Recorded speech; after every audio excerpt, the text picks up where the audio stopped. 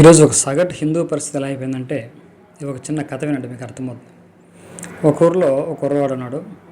వాడికి చదువు అవ్వలేదు, కానీ వ్యాపారం బ్రహ్మాండంగా చేశాడు, బాగా డబ్బు సంపాదించాడు, చెన్నైలో స్థిరపడ్డాడు. వాడికి పెళ్లి చూపులు జరిగినాయి. అమ్మాయి బాగా చదువుకుంది, అమ్మాయి వచ్చింది. ఇంకా మామూలే కదా, పెళ్లి చూపుల్లో అబ్బాయి ఆడుతారు కదా, నీకు వంట బాగొచ్చా, నీకు పాటలు పాడడం వచ్చా అని. ఇది ఒకప్పటి ప్రశ్న. ఇప్పుడు అమ్మాయిలే అబ్బాయిలను అడుగుతున్నారు అనుకోండి. సరే, ఆ విధంగా ఇది పాత కథ కాబట్టి ఆ కథలో అబ్బాయి అమ్మాయిని అడిగాడు, నీకు వంట బాగొచ్చా అని. ఆ అమ్మాయి వాళ్ళ ఫాదరు దీనికి సమాధానం ఇచ్చాడు, మా అమ్మాయి అండి ఉప్మా బ్రహ్మాండంగా చేస్తుందని చెప్పాడు. సరే, ఉప్మా ఫేవరెట్ అని అర్థమైంది. సరే, చాలా సంతోషం. పెళ్ళి అయిపోయింది. పెళ్ళి అయిపోయిన తర్వాత వాళ్ళు చెన్నైలో కాపురం పెట్టారు. కాపురం పెట్టిన తర్వాత మొదటి రోజు ఇంకా ఆవిడ వంట చేస్తుంది కదా, పొద్దున్నే టిఫిన్ చేసింది, ఉప్మా చేసింది. ఉప్మా చాలా బాగుంది. పెళ్లి చూపులు అడిగారు కదా, బ్రహ్మాండంగా ఉంది. నెయ్యి, జీడిపప్పులు వేసి బ్రహ్మాండ ఉప్మా చేసింది. Very good. ఆ రోజు అయిపోయింది. మళ్ళీ మరుసటి రోజు కూడా ఉప్మానే చేసింది. బాగానే ఉంది కదా, తిన్నాడు. మూడో రోజు ఉప్మా చేసింది. సరే, ఓకే. నాలుగో రోజు ఉప్మానే చేసింది. ఐదో రోజు ఉప్మా చేసింది. ఇలా వారం రోజులు ఉప్మానే చేసింది. ఉప్మా మీద కొంత విరక్తి వచ్చింది వీడికి. ఇంతకు మించి ఏమీ రాదా ఈవిడికి, ఏంటి ఉప్మానే చేస్తుందని గట్టిగా అరిచాడు. ఆవిడ మళ్ళీ ఉప్మానే చేస్తుంది. ప్రతిరోజు ఉప్మానే వీడికి రోజంతా కూడా. పూర్తిగా ఉప్మా మీద వీడికి విరక్తి వచ్చింది. ఒకరోజు నేను ఈ ఉప్మా తినలేను, నేను బయటికి వెళ్తాను అని చెప్పి ఒక పెద్ద స్టార్ హోటల్కి వెళ్ళిపోయాడు. పెద్ద స్టార్ హోటల్కి వెళ్ళి అక్కడ మంచి మంచి టిఫిన్స్ ఉంటాయి కదా, మనం ఆర్డర్ చేద్దాం అని చూశాడు. చాలామంది ఇడ్లీ, దోశ, పొంగలు, వడ, బెసిబెల్లి బాత్, ఇలా రకరకాల మంచి ఐటమ్స్ తింటున్నారు. సరే, వీడు కూర్చున్నాడు. అక్కడ వెయిటర్ వచ్చేసి ఏం కావాలి సార్ అని అడిగారు. ఇంగ్లీష్లో అడిగారు. వీడికి ఏం రాదు కదా, ఇంగ్లీష్ ఏమి రాదు. సరే, ఇంకా మెనూ చూశాడు. మెనూ చూస్తే పెద్ద లిస్ట్ ఉంది. సరే, ర్యాండమ్గా ఏదో ఒకటి చెప్దాంలే అనేసి ఒక దాని మీద చేపెట్టి తీసుకురా అన్నాడు. ఆ వెయిటర్ కాసేపు తర్వాత తీసుకొచ్చాడు. ఆ తీసుకొచ్చిన ఐటెం మళ్ళీ ఉప్మా. వీడికి తెలియకనే వీడు ఉప్మా మీద చేపెట్టాడు. సరే, మళ్ళీ ఇక్కడికి వచ్చిన నా బతుకు ఉప్మానైనా అనుకుంటా వాడిని తిట్టుకుంటూ, సరే ఈరోజు ఎలాగైనా వేరే ఐటెం తిందాం మరి అనేసి ఆ ఉప్మాని పక్కన పెట్టేసి చూశాడు. పక్కన చూస్తే మంచి బెసిబెల్లి బాత్ వేడివేడిగా వెయిటర్ తీసుకెళ్తున్నాడు. వాళ్ళు తింటున్నారు. కానీ దాని పేరేంటో తెలియదు, దాన్ని ఎలా అడగాలో తెలియదు, మెనూలో ఎలా ఉందో తెలియదు, ఆ ఇంగ్లీష్ వీడికి రాదు. ఏం చేయాలో తెలియక వాళ్ళనే చూస్తున్నాడు. వాళ్ళు రిపీట్ అన్నారు, ఆ పక్క టేబుల్ వాళ్ళు. రిపీట్ అనగానే మళ్ళీ బెసిబెల్లి బాత్ తీసుకొచ్చి వాళ్ళకి ఇచ్చాడు. వీడికి అర్థమైంది, వీడికి క్లూ దొరికిపోయింది. ఓకే, దాని పేరు రిపీట్ అనమాట. కాబట్టి మనం కూడా రిపీట్ అంటే మనకు బెసిబెల్లి బాత్ వస్తుంది అని వీడికి అర్థమై వీడికి నెక్స్ట్ ఏం కావాలి సార్ అని అడిగారు ఆ వెయిటర్ వచ్చేసి. వీడు కూడా రిపీట్ అన్నాడు. రిపీట్ అయిన తర్వాత ఓకే అని చెప్పేసి లోపలికి వెళ్ళి వెయిటరు మళ్ళీ ఉప్మా తీసుకొచ్చి ఇచ్చాడు. ఇలా రిపీట్ అంటే అర్థం ఏంటంటే, వాళ్ళకు ఆల్రెడీ ఇంతకుముందు బెసిబెల్లి బాత్ చెప్పారు కాబట్టి దాన్ని రిపీట్ చేయని దాని అర్థం. వీడు రిపీట్ అన్నాడు కదా, ఇంతకుముందు వీడు ఉప్మా చెప్పాడు కదా, రిపీట్ అంటే మళ్ళీ ఉప్మానే వచ్చింది.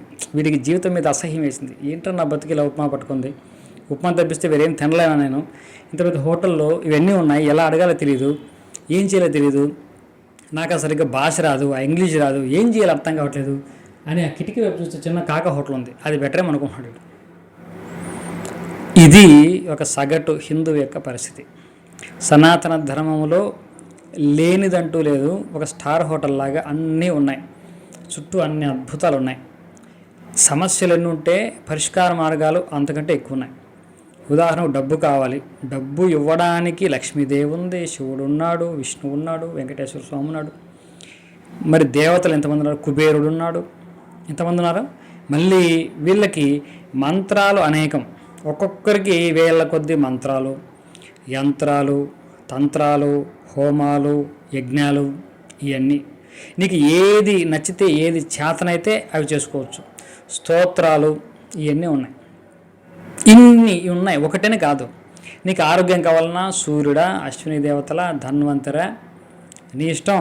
అందులో సూర్యుడికి ఉన్నటువంటి కవచం ఉంది, హృదయం ఉంది, రకరకాల మంత్రాలు ఉన్నాయి, 12 మంత్రాలు ఉన్నాయి, 12 నామాలు ఉన్నాయి, యజ్ఞము, హోమం, ఎన్ని రకాలుగా చేసుకోవచ్చు, యంత్రము, తంత్రము. ఇన్ని ఉండి కూడా హిందువు దీని నుంచి ఎటువంటి లాభాన్ని పొందలేక, ఒక సగటు హిందువు సుమా పొందలేక పిచ్చి చూపులు చూస్తున్నాడు ఇటు అటు. ఇంకేదన్నా మతం ఏమన్నా ఉందేమో, అక్కడేమన్నా దొరుకుతాం, ఇక్కడేమో దొరుకుతాం. ఇక్కడ లేనిది అక్కడ మాత్రం ఏం దొరుకుద్ది? ఇక్కడే లేనప్పుడు అక్కడే ఉంటుంది నీకు. ఇక్కడ ఉన్నది యాక్చువల్గా ఇక్కడ ఉన్నదాన్ని నువ్వు చూడలేకపోతున్నావు, దాన్ని గ్రహించలేకపోతున్నావు, దాన్ని ఎలా ఉపయోగించుకోవాలో తెలియట్లేదు, చెప్పేవాళ్ళు లేడు. ఇటువంటి వాళ్ళని మోసం చేయడానికి ఇంకో బ్యాచ్ ఉంటారు, మనకు మాఫియా. మీకు ఆర్థిక సమస్యలు పోగొట్టాలంటే అద్భుతమైనటువంటి ఈ ఒక్కటి పరిష్కారం చేసుకోండి. కొన్ని క్షుద్ర విద్యలు అనమాట. ఆదివారం అమావాస్య రోజు 2 సర్పాలకి నోట్లో పాలు పోస్తే మీ సమస్యలను తీరిపోతాయి, దీనికి 50,000 రూపాయలు ఖర్చు అవుతుంది అంటే ఓ 50,000 రూపాయలు మళ్ళీ వాడికి చేస్తున్నాడు. ఇంకోటి ఎవరు వస్తున్నాడు, పలానా హోమం చేసుకోండి అంటున్నాడు, ఏం చేస్తాడో తెలియట్లేదు. కాబట్టి ఇది అయిపోయింది వాడి పరిస్థితి. దీనికి అంతా కారణం ఏంటి అంటే ఏంటో మనకి ఏముందో తెలియకపోవడం. సనాతన ధర్మంలో ఏముంది అసలు? రామాయణం ఏంటి, మహాభారతం ఏంటి తెలియని ప్రబుద్ధులు చాలామంది ఉన్నారు మన సనాతన ధర్మంలో. తెలుసా అంటే వీళ్ళకి తెలిసిందంతా ఒకటే, సినిమా నాలెడ్జే. ఆ సినిమాలో ఏదైతే రామాయణంగా చెప్పారో అదే వీడికి రామాయణం, సినిమాలో ఏదైతే మహాభారతం చూశాడో అదే వీడికి మహాభారతం. అంతకు మించి నిజానికి రామాయణం మహాభారతం ఏ విధంగా ఉంది, వాల్మీకి మహర్షి రామాయణం రాశాడని కానీ వ్యాసుడు భారతం రాశాడనే జ్ఞానం కూడా లేని వాళ్ళు చాలామంది ఉన్నారు. వీళ్ళ పరిస్థితి ఏంటి? కొంతమంది ప్రారంధం కొద్దీ, పూర్వజన సుకృతం కొద్దీ మంచి ఉద్యోగం, ఆర్థికంగా ఎటువంటి లోటు లేదు కాబట్టి వాళ్ళకి సమస్య లేదు. రామాయణం మహాభారతం తెలుసుకోవాల్సిన అవసరం కూడా లేదు వాళ్ళకి హాయిగా జీవితం గడిచిపోతూ ఉంటుంది. వాళ్ళు హ్యాపీగా సంపాదించవచ్చు, జీవితాన్ని అనుభవిస్తూ ఉండొచ్చు. అంటే చేయొచ్చు. కానీ కొంతమంది ఇందులో కూడా ధర్మాత్మలు ఎవరున్నా ఉండి మంచిగా ఉండొచ్చు తప్పిస్తే దీనివల్ల అంటే జీవితాన్ని సార్థకం చేసుకునే అవకాశం అయితే వాడికి లేదు. కాబట్టి అందరూ కూడా అక్కడ మిస్ అవుతున్నారు. ఇక్కడ దీనికి అన్నిటికీ పరిష్కారం ఏమిటి అంటే, హిందువు ఎక్కడ వెనకబడిపోతున్నాడంటే హిందువుకు గురువు లేకపోవడమే దీనికి కారణం. హిందువుకు గురువు ఉండాలి. ఎంతమందికి గురువు ఉన్నారు చెప్పండి, మీరు చూసుకోండి. మీకు గురువు ఉండాలి, చాలా ఇంపార్టెంట్. గురువు అనేవాడు ఉంటే ప్రతి ఒక్కరికి ఒక నామము, మంత్రము, ఒక దీక్ష ఇస్తాడు. ఖచ్చితంగా కొన్ని నియమాలు చెప్తాడు. రోజు గంటల సాధన చేయకర్లా, కనీసం 2-3 నిమిషాలు అలా జీవితాన్ని గడుపుతూ ఉంటాడు. ఏదైనా సందేహం వస్తే అడుగుతాడు. ఒక గురువు ఉండాలి.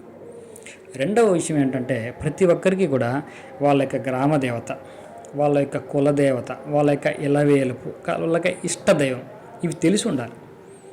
ఇవి తెలిస్తే వాటిని ఆరాధన చేయొచ్చు. కనీసం ఇవి ఉన్నాయని కూడా ఎవరికి తెలియదు. ఇవన్నీ తెలుసుకోకుండా, ఈ సిస్టమ్ వ్యవస్థను అర్థం చేసుకోకుండా ఉండడం వల్లే హిందూ వెనకబడుతున్నాడు. హిందూ ధర్మంలో ఎన్నున్నా కూడా ఉపయోగించుకునేటటువంటి ఆ డైరెక్షను, ఆ క్లారిటీ హిందూకి లేకపోతే ఎలాగా.